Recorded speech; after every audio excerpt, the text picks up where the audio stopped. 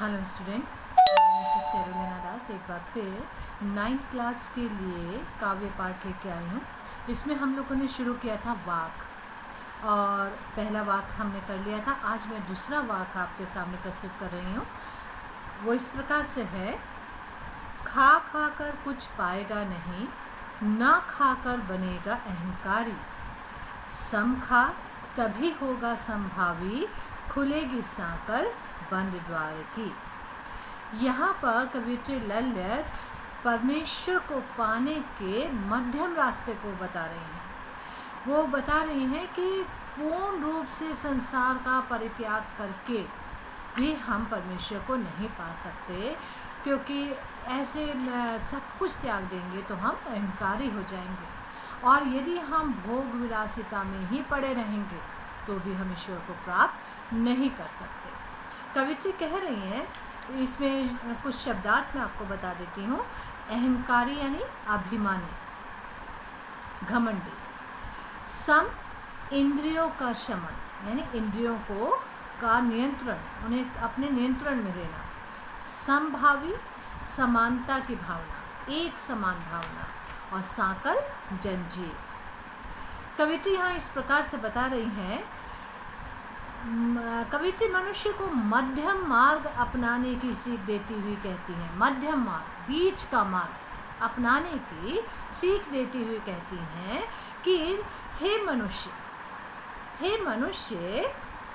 तू इन सांसारिक भोग विलासिताओं में डूबा रहता है। खा खा कर कुछ पाएगा नहीं, तू इस सांसारिक भोग विलासिता में डूबा रहता है, इससे तुझे कुछ प्राप्त होने वाला नहीं है। खा खा कर कुछ पाएगा नहीं। हे मनुष्य, तू इस सांसारिक भोग विलासिता में डूबा रहता है, इससे तुझे कुछ भी नहीं मिलेगा।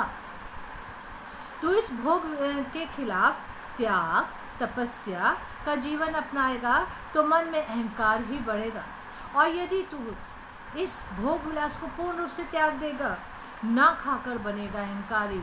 तू इस त्याग को, इस तपस्या का, तू इस भोग के खिलाफ त्याग और तपस्या का जीवन अपना लेगा तो तू अहंकारी हो जाएगा, क्योंकि हमारे मन में अहंकार आ जाएगा कि हम तो देखो इन सब चीज़ों से ऊपर उठ चुके हैं, तो तब तू अहंकारी हो जाएगा।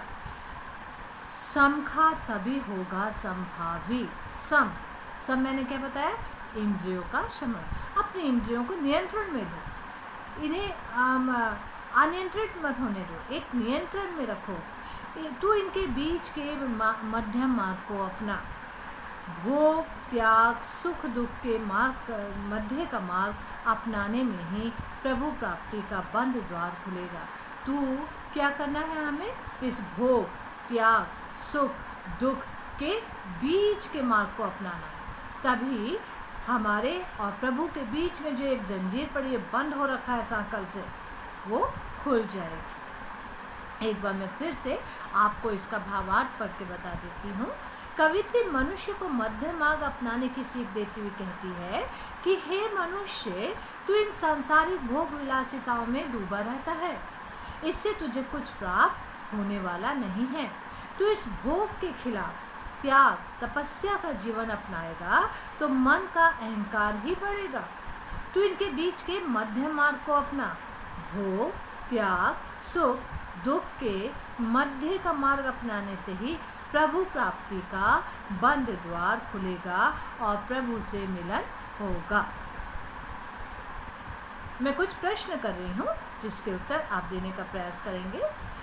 खा खा कर कुछ पाएगा नहीं का क्या आशय है? कवित्री यहाँ क्या कहना चाहती है कि खा खा कर कुछ नहीं पाएगा, इससे कवि का क्या तात्पर्य है, क्या आशय है? खा खा कर कुछ पाएगा नहीं का आशय है कि मनुष्य सांसारिक विषय वासनाओं में पूरी तरह डूब जाता है। मनुष्य सांसारिक भोग विलास में पूरी तरीके से डूब जाता है।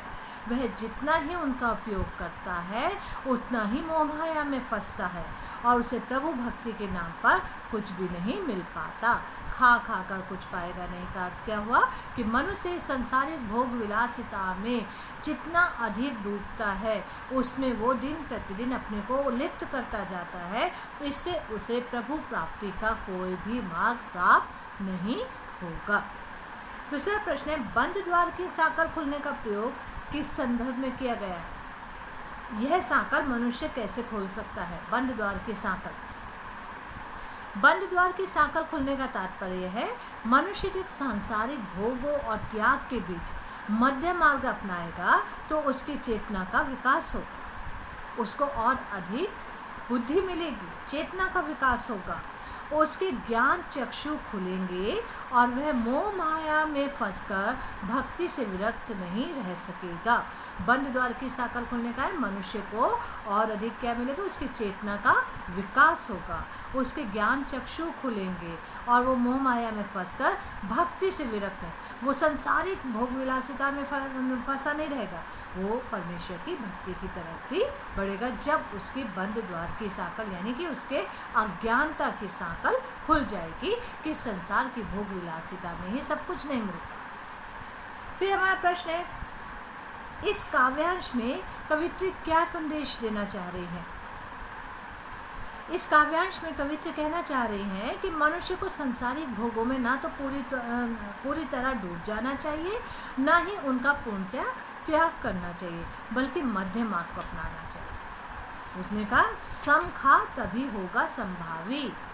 कवित्री कहना चाहती हैं, ना तो हमें पूर्ण रूप से इस संसार को त्याग देना चाहिए, ना ही इस भोग विलासिता में अपने पूरे जीवन को लिप्त कर देना चाहिए, हमें बीच के मार्ग को अपनाना चाहिए, तभी हम ईश्वर की प्राप्ति कर सकते हैं।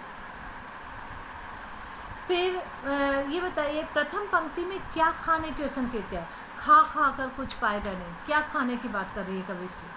क्या ये गरिष्ठ भोजन या बहुत अधिक सात्विक भोजन या बहुत पकवान इत्यादि या अन्य कोई चीज़? क्या चीज़ खाने के लिए कह रही है कवित्री?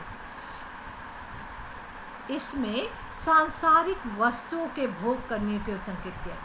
क्या खाना? सांसारिक वस्तुएं जो भोग विलास है, इसे खाने की बात कह रही है कवित्री। ना खाकर बनेगा अहंकारी के माध्यम से किस और संकेत किया गया है? मनुष्य जब सांसारिक भोगों का त्याग पूरी तरह से कर देता है तब उसके मन में अहंकार की भावना पैदा हो जाती है। तो इसी के बारे में कवित्री ने कहा है कि ना खाकर तो बन जाएगा अहंकारी। यदि तो संसार के सारी भोग विलासिता को त्याग देगा तो अहंकारी बन जाएगा। समखा का तात्पर्य में क्या है? समखा का तात्पर्य है सांसारिक भोगों में न पूरी तरह डूबा जाए, न उनसे पूरी तरह अलग रहा जाए, बल्कि दोनों के बीच का मार्ग मध्यम मार्ग अपनाया जाए।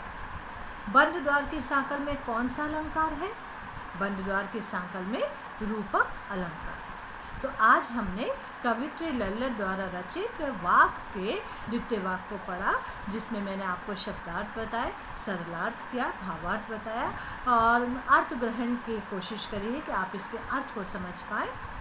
आपकी किसी भी किस्म के सवालों को आप कमेंट बॉक्स में जाकर मुझसे पूछ सकते हैं। तब तक के लिए जब हम दोबारा मिले, घर पर रहिए और सेफ रहिए।